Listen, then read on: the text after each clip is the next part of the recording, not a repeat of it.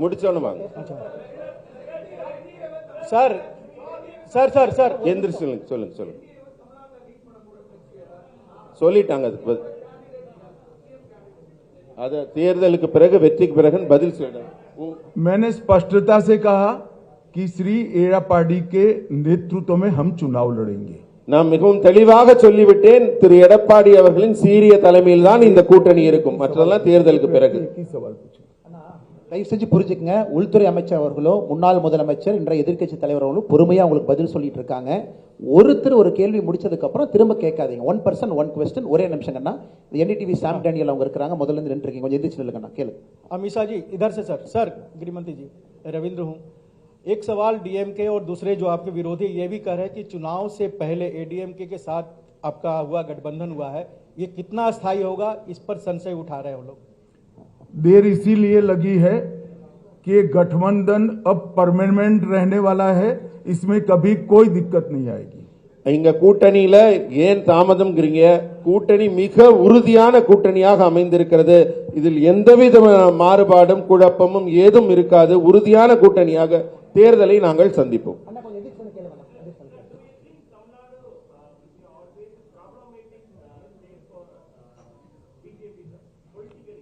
जरा भी नहीं. हम तमिल भाषा, तमिल संस्कृति और तमिल जनता का भारतीय जनता पार्टी गौरव भी करती है और सम्मान भी करती है. தமிழ் மக்களையும் தமிழ் மாநிலத்தையும் தமிழ் மொழியும் நாங்கள் எங்கள் கௌரவமாக கருதுகிறோமே தவிர என்றுமே தமிழ்நாட்டை பாஜக பிரச்சனைக்குரிய மாநிலமாக கருதியதில்லை. ये नरेंद्र मोदी जी ही थे जिन्होंने महान तमिल परंपरा से सेंगोल को संसद के अंदर प्रस्तापित किया. डीएमके ने कभी मांग नहीं की. ஆனா நாங்க மோடி அவர்கள் தமிழ்நாட்டை மதித்து தமிழ் கலாச்சார பண்பாட்டை மதித்து பாராளுமன்ற புதிய கட்டிடத்தில் செங்கோலை நிறுவினார். ஆனா திமுக அதை எதிர்த்தது. ये मोदी जी ही थे जिन्होंने काशी तमिल संगमम और सौराष्ट्र तमिल संगमम की शुरुआत की. மோடி அவர்கள்தான் தமிழின் பெருமையை போற்றுவதற்காக காசியில் தமிழ் சங்கமத்தையும் அங்க குஜராத்ல சௌராஷ்டிரா தமிழ் சங்கமத்தையும் பெருமையாக நடத்தினார். खेलो इंडिया में तमिल मार्शल आर्ट सिलंबम को मोदी जी ने ही शामिल किया. தமிழ்நாட்டில் மிக புகழ்பெற்ற பாரம்பரிய விளையாட்டான சிலம்பம் விளையாட்டை கேலோ இந்தியா விளையாட்டு போட்டியில் அவர் இணைத்தவர் திரு மோடி அவர்கள்.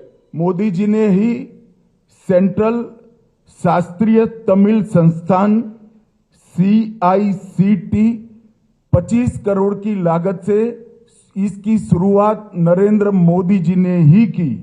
தமிழ்நாட்டில் தமிழ் மொழியை வளர்ப்பதற்காக இருக்கிற ஒரே நிறுவனம் செம்மொழி தமிழாய்வு நிறுவனம். அது மத்திய அரசின் நிறுவனம். 24 கோடி ரூபாய் முதலீட்டில் அதை உருவாக்கியவர் திரு நரேந்திர மோடி அவர். हमारी सरकार ने ही ह्यूस्टन यूनिवर्सिटी में तमिल पीठ की शुरुआत की. ஹூஸ்டன்ல இருக்கிற பல்கலைக்கழகத்தில் தமிழ் இலக்கியத்திற்கான ஆராய்ச்சி இருக்கை உருவாக்கப்பட்டுள்ளது.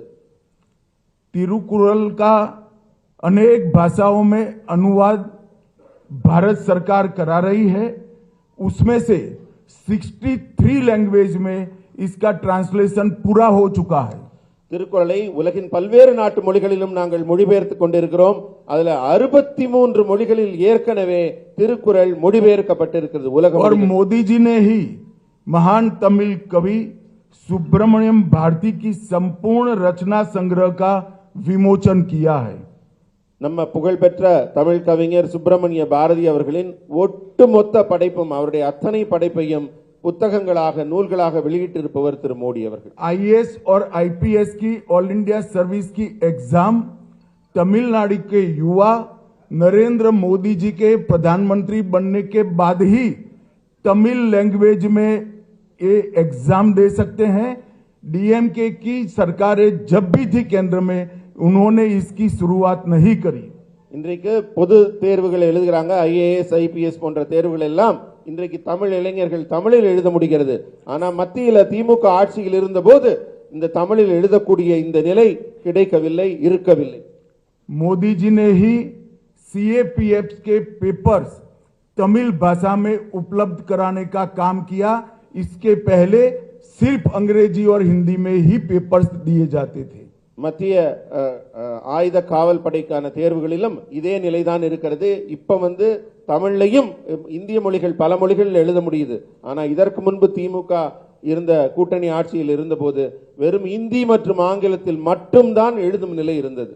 और जहां जहां भारतीय जनता पार्टी की एनडीए की सरकारें हैं वहां मेडिकल और इंजीनियरिंग के कोर्स का लोकल लैंग्वेजेस में ट्रांसलेशन हो चुका है, पढ़ाई की व्यवस्था की है। मैं 3 साल से मांग कर रहा हूं, स्टालिन जी मेडिकल और इंजीनियरिंग की पढ़ाई तमिल में नहीं कराते हैं। எங்கெல்லாம் என்டிஏ ஆட்சி நடக்கிறதோ அங்கெல்லாம் மெடிக்கல் மற்றும் இன்ஜினியரிங் படிப்பிற்கான பாட புத்தகங்கள் அந்த பிராந்திய மொழியில் அவங்க தாய் மொழியில மொழிபெயர்க்கப்பட்டு அவங்க எல்லாம் படிக்கிறாங்க, உயர்கல்வி படிக்கிறாங்க. நான் 3 ஆண்டுகளாக தமிழகம் வரும்போது தமிழக முதல்வராக இருக்கும் ஸ்டாலினிடம் திரும்ப திரும்ப சொல்லுகிறேன், தமிழில் நீங்க மருத்துவம் மற்றும் உயர்கல்வி பொறியியல் படிப்பை பாட புத்தகங்களை உருவாக்குங்கள் என்று. ஆனா இதுவரை அந்த வேலை நடைபெறவில்லை. और मैं आज तमिलनाडु की जनता को पूछने आया हूं, डीएमके ने तमिल भाषा के लिए क्या किया वो जरा डीएमके तमिलनाडु की जनता को बता दे. நான் கேட்கிறேன், திமுக இதுவரை தமிழ் தமிழ் என்று சொல்கிறார்களே, தமிழ் மொழியின் வளர்ச்சிக்காக என்ன செய்திருக்கிறார்கள் என்பதை தமிழக மக்களிடம் பட்டியலிட முடியுமா?